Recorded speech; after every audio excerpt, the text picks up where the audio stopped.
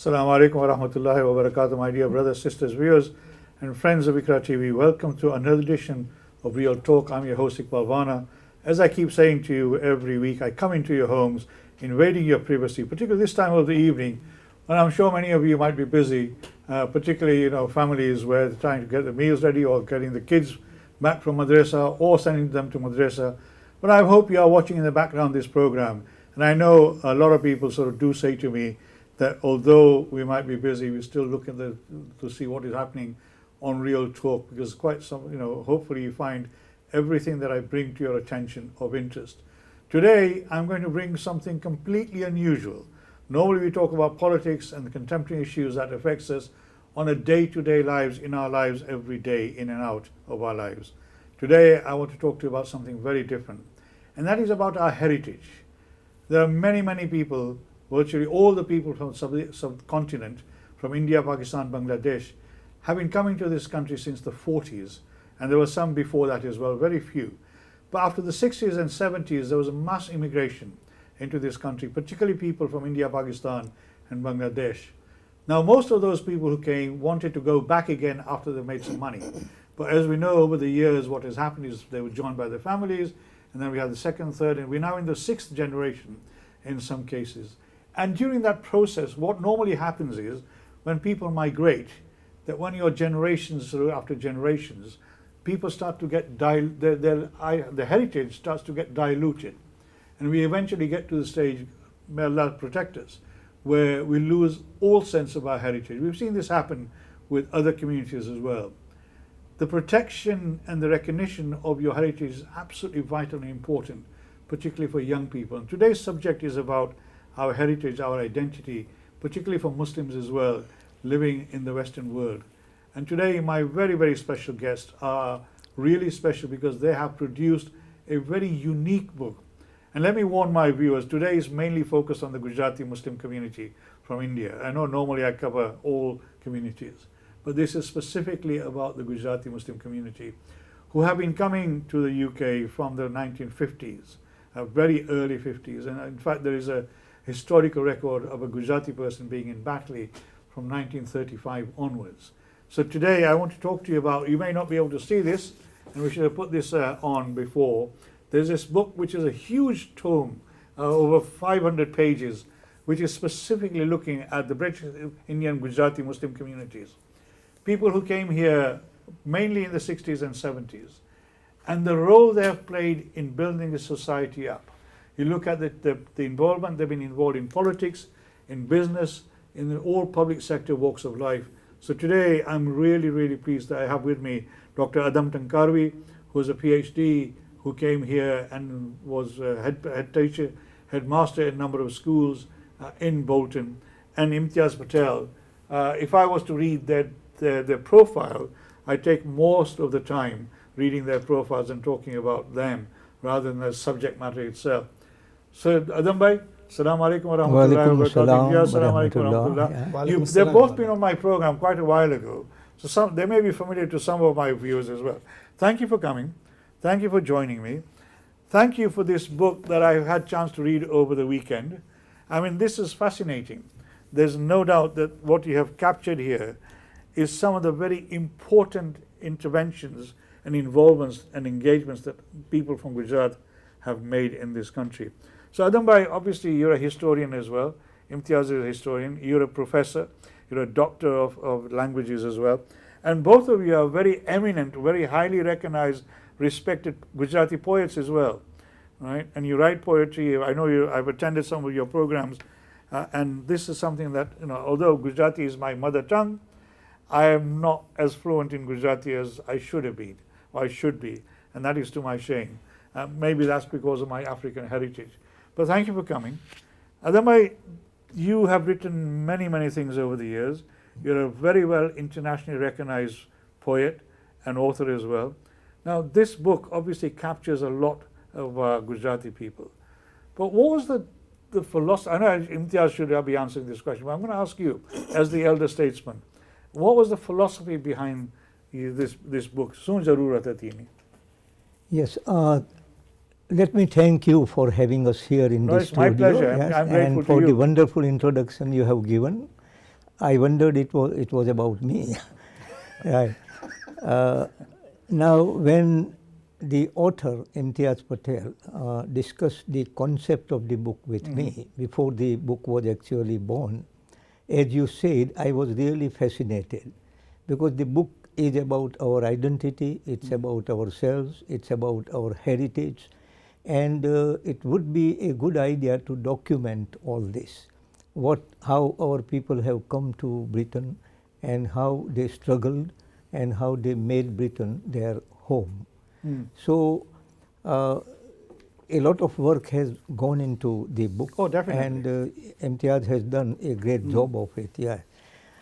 As you said, about 400-500 pages. And the book, I think, is about the breezes. And if you go to the back cover of the book, you find a picture of the Golden Breeze in Bharuch district in Gujarat in India.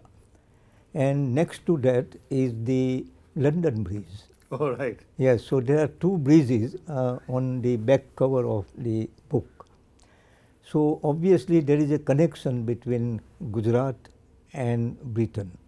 I mean, people came from Gujarat even in the 1770s or 1800, and it was Dadabhai Naoroji from Gujarat who was the first MP. All right. Yes, in the British Parliament. Yes, Right. and he was from Gujarat. And then obviously Gandhiji came as a student to study here. Even Jinnah was a Gujarati. Was he? I didn't realize that. Yes, Muhammad Ali Jinnah was a Gujarati. I knew Mahatma Gandhi was from Gujarat. Yeah, but Yes. Jinnah was from Gujarat. Yeah, All right. and he spoke Gujarati. Yeah. Sure. And Gandhiji, when the two of them talked, Gandhiji insisted that they should talk in Gujarati. Yeah. So that connection is there. So Bridge 1, I think, is between Gujarat and the UK. So the people came in the 60s, 70s, and then they settled here. When they came, they probably thought that they will make some money and then return. Go back, yeah. Go back, yeah. But nobody has gone back. So they made Britain their home. And when we read the interviews, I mean, most people have said that the host community made them feel very, very welcome. Yes. They were very helpful. They were they showed kindness to them, even love, and I mean, most people have appreciated that. Yes, and they have talked about it. How initially they had the language problem, they had the other problem, obviously, to settle in a foreign land. But the host community, most people in the host community were very, very helpful. They were very open and willing to help yeah. people out. I remember, yes. Yeah. Yes. So that is one connection we find when we read the interviews in the book. The second connection is between the old generation of our community and the young people born here. Right. Young people born here. Now there was a kind of generation gap, which is natural. Their perceptions are different, and their views differ sometimes. Now, So even you see this as an important document yes, to capture the history of the first generation. that's right. I just looked, it's 592 pages. Yeah, Right? I mean, it must have taken enormous amount of energy, yeah, enormous amount of research yeah. to capture all this information. And I know it doesn't do justice to everyone who played a very important role. Can I sort of just turn to Imtiaz Bhai, because Yeah. we're going to be going for a break in a little while. Now, obviously, you are the main person in the research and capturing all this information in this book. What led you to do this? What was it? What was your motive behind it? First of all, Iqbal Bhai, thank you once again to you, You're your welcome. team, and Ikra TV for inviting to your wonderful studio. We love to come here again and again. I'm going to welcome you again. It's a beautiful environment. Thank you, and thank you for making us so comfortable.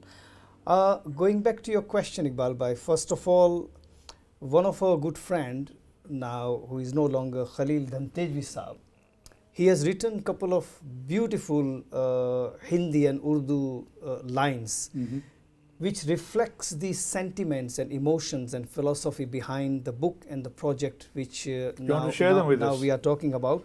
And I'm sure that those who predominantly today listening to our communication in English, there will be some Gujarati, but this Hindi Urdu couplet, I think those who may not follow Gujarati and English will able to relate to these beautiful couplets that Khalil Saab said. And that was a trigger point when I heard this poetry few years ago in Baroda, and when he came to Britain.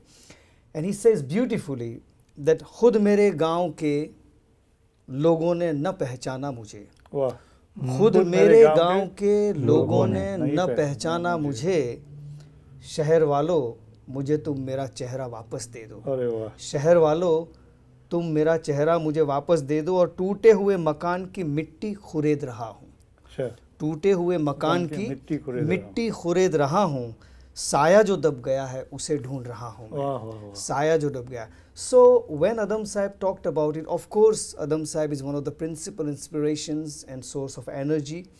And this idea came to me 10 years ago when I written the first book called Golden Memories, Soneri Yade. What we did at that time is I thought that those who came in 1950s and 51, when I used to listen to my elderly in certain mehfils and at wedding wedding times and informal gathering, they used to share fascinating stories about when they came here in 1950s. They talked about how they left their village, what was the village at that time, their interaction with their friends and families, emotions they shared when they said goodbye from Bharuch railway stations, Navsari railway stations, Surat railway stations, when they arrived here first time at the Heathrow, unknown country, unknown civilizations, no language ability, when they met their host, initial time. And I thought, hold on a minute, I think this kind of story must be documented in a formal way and should be presented to the young people who are born and brought up, may not be aware of that. And Iqbal Bhai, let me just briefly tell you, my background is Blackburn Museum. I was a curator of Blackburn Museum and Art Gallery for 10 to 12 years. Now that period, while I was at the museum, taught me a lot. And one thing I realized that South Asian community, the first book was including Pakistani community, Bangladeshi community, Gujarati community, but it was a small book. It was small attempt, very humble attempt to document their journey of early settlers. And then when I was at the museum, I thought our community, particularly Indian community generally and Gujarati Muslim communities, we are equally active. We have contributed equally, if not more than other communities when it comes to social activities, political activities, economic activities, multi-faith values and so forth. But we are slightly poor in documenting what we do. So I thought... I don't think it was slightly, I think it was really badly poor in documenting our history. So then I thought, I think it is our responsibility to document, to go out there and to knock on the door and say, hold on a minute, tell us our stories, share those beautiful photographs you have got in your album, some amazing black and white photographs which reflects amazing story of your struggle, your resilience, your vision, your wisdom, and how you survived. And not only survived, but the way you have laid the foundation for the second, third and fourth generations is just amazing. So my book, which is 600 pages nearly, 91 interviews, 400 fascinating photographs, 6 academic articles, over 30 letters from local to global appreciating this attempt. And when I say there's no doubt about it, it's really fascinating. And I think everything you say, and what we touch about young people don't know, maybe they're not even interested in the history of their forefathers when they came here. I mean, I remember when I came in the mid-60s, you know, life was very, very hard, very difficult. Just going to school for us, because of our color, on the last day of school, we had to run because the white kids would beat us. And the teachers did not protect us. Right? Even the police sometimes would not do anything for us. So it was a very tough life. So I understand that the capturing this information for young people and future generations is very, very important. But do you feel, in the sense that, you know, as more and more distance is taking place between the forefathers and young people, that it's not just the culture within our community that is disappearing, but the language is also disappearing. Sure, yeah. I think, in my opinion, within my limited experience, it is not disappearing totally, but a lot of things are diluting. And I think up to some extent, if I can make a statement, and I take full responsibility, up to some extent, I think first and second generations should take that responsibility. In a sense that one of the reasons we have done this book, Iqbal Bhai, and the viewer, is that when I talk to young people, it's not that they are not interested or they are drifting away, but I think because they're born and brought up in this country, and I'm talking about my children, I have got 4 daughters and 1 boy. When I talk to them, sometimes you need to give it to them, right? For an example, that if you don't raise the importance of language, importance of our culture, importance of our values, importance of our traditions, if you don't help them to connect with India, if you don't help them to connect with Gujarat, if you don't help them to connect with their forefather, up to some extent, in my opinion, it's not their fault. I think it's my fault as a person who knows the value of India, of Gujarat, of our traditions, of our culture, of our language, of our literature, of our identity. Then I need to pass that on. And this is an attempt to pass on the legacy in which our forefathers have built living in the Britain to the young people. And our official launch hasn't taken place, but I have circulated few copies deliberately to certain towns, to certain people, and the response I'm getting, not only from first generations, but from young generations, is that Imtiaz, you and your team have done fascinating job. We really did not know, and each story fascinates us. As I say, I've had it over the weekend. Well, thank you very much for giving me an advance copy, and I've read through this, not all of it, but I know several people of my friends, Ahmad Bhai Lunas, for example, Sabir Kaji, the late Ismail Daji, Masim Karolia, Haji Bhai Lubnawara, and my fellow Malawian,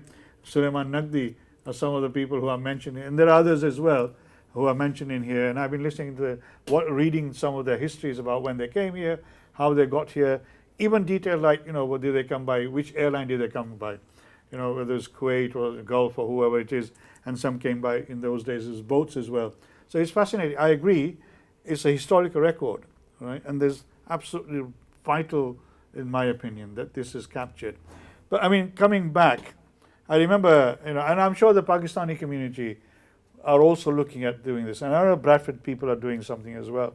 But one thing about the Gujaratis that a very eminent Pakistani alim told me, says one thing about the Gujaratis was that wherever they went, I mean, remember Gujaratis have been in South Africa for over 150 to nearly 200 years. That wherever Gujarati gaye na, wo teen cheez saath le gaye. And when he told me this, I asked, what were the 3 things? He says, wo masjid, madrasa or samosa. ये 3 things वो ले गए गुजराती जहाँ भी गए वहाँ. When he mentioned it to me, I thought, yeah, this is absolutely correct. But I mean, talking to young kids nowadays, it's very difficult to find young children, I'm talking about 10, 12, 15-year-olds, who can speak good Gujarati. Adam Bhai, I mean, you must have witnessed this yourself as well. Yes, How do you feel about that?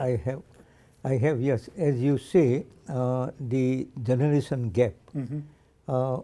One of our poets, Sufi Manubari, I am reminded of the couplets he has written about this generation gap, and I will translate for the viewers. Okay, yes. He says, "Baap dikro rahe che UK ma," so which means dad and the son who is born here, they both live in the UK. Yeah. And બેવની વચ્ચે રોજ fight છે. So they have a row every day, almost every day, because their views are different and they keep arguing about things. So બાપ દીકરો રહે છે UK માં, બેવની વચ્ચે રોજ fight છે, બાપ છે લેંઘાના જેવો ઢીલો, which means dad is like a loose pajama, baggy loose pajama. Right. And દીકરો jeans જેવો tight છે, and the son is as tight as pair of jeans. Yeah. So in a funny way, he has described that their perceptions are different. my neighbor's son born here, I mean, he bought a pair of shoes, and his grandma thought that it was far too expensive. Right. So he should not have spent so much of money on the shoes. So she explained to him in Gujarati, and she said, "Dikra, chadar ho etla pag lambavana." Whatever, yeah. And the boy did not understand, obviously, this kind of Gujarati. I mean, he knows Gujarati, but not proper Gujarati. So he looked at me and he asked me, "Uncle, what does it mean?"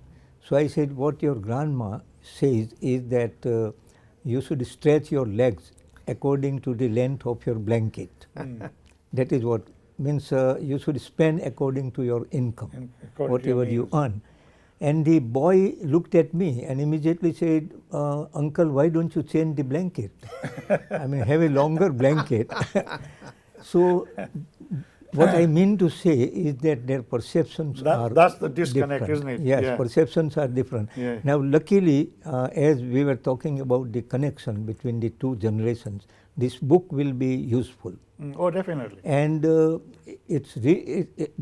interviews are given by the elderly people, and most of them are over 60, 70 I'm now. going to have to stop you there because Yes. we're going for a short break. I'm sure you'll have found this discussion really interesting and fascinating, like I am doing at the moment. This is something that is really amazing. And then in this part 2, we talk to a young person to say, seek their perception of the importance of this book and what they feel about the future of not just the Gujarati community, but all our young people, regardless whether they're from India, Pakistan or Bangladesh, and their heritage and their identity as we move forward into the 21st, further into the 21st century. Don't go away. As I keep saying to you, enjoy your cup of tea, coffee, faluda, whatever it is, and join me back again, inshallah, in part 2. Look forward to seeing you. Take care. Assalamu alaikum wa rahmatullahi wa barakatuh.